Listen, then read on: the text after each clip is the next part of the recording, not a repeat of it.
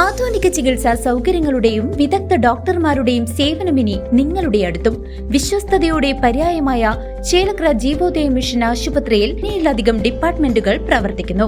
കൂടാതെ 24 മണിക്കൂറും പ്രവർത്തിക്കുന്ന ഫാർമസി, ലാബ്, എക്സ്റേ, അത്യാഹിത വിഭാഗം എന്നിവയുമുണ്ട്. അത്യാധുനിക ultrasound, 2D echo, audiometry, ECG, EMG, sleep lab, spirometry, PFT, TMT തുടങ്ങിയ പരിശോധനാ സൗകര്യങ്ങൾ ഇവിടെ ലഭ്യമാണ്. ഏറ്റവും കുറഞ്ഞ നിരക്കിൽ ഡയാലിസിസ് സേവനവും ഒരുക്കിയിരിക്കുന്നു. അത്യാധുനിക ആംബുലൻസ്, ICU ആംബുലൻസ് സേവനവും ലഭ്യമാണ്. ഒറ്റപ്പാലം വരോട് തെരുവ് നായ്ക്കളുടെ ആക്രമണത്തിൽ ആട്ടിൻകുട്ടികൾ ചത്ത സംഭവത്തിൽ ഉടമയ്ക്ക് വലിയ സാമ്പത്തിക നഷ്ടം. വരോട് സ്വദേശി സിദ്ദിഖിന്റെ 15 ദിവസം മാത്രം പ്രായമുള്ള 7 ആട്ടിൻകുട്ടികളെയാണ് തെരുവ് നായ്ക്കൾ കടിച്ചുകൊന്നത്.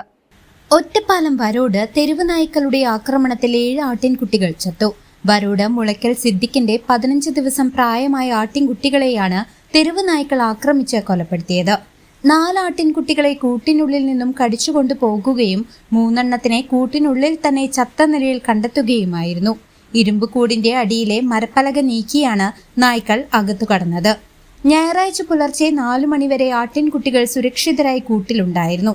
എന്നാൽ 6 മണിയോടെ പ്രഭാത സവാരിക്ക് ഇറങ്ങിയവരാണ് വിവരം സിദ്ദിഖിനെ അറിയിക്കുന്നത്.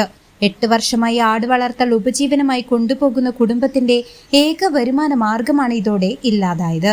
മൃഗസംരക്ഷണ വകുപ്പ് ഉദ്യോഗസ്ഥരും ജനപ്രതിനിധികളും സ്ഥലം സന്ദർശിച്ചു.